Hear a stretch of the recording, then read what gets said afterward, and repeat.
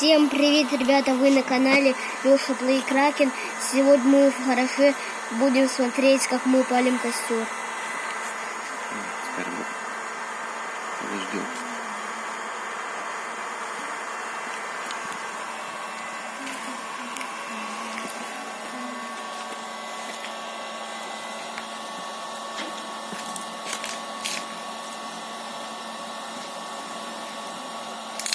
Всем привет!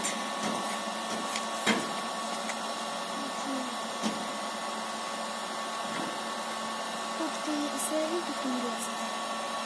Нет? Нет. Сейчас будем смотреть, как она будет зажигаться.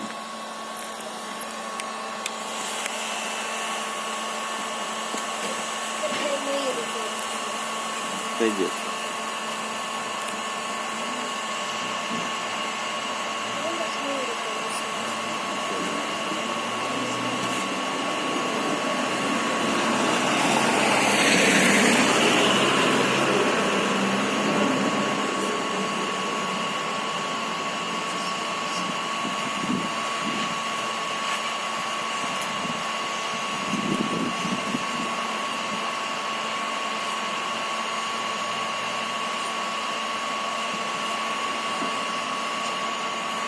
Солнце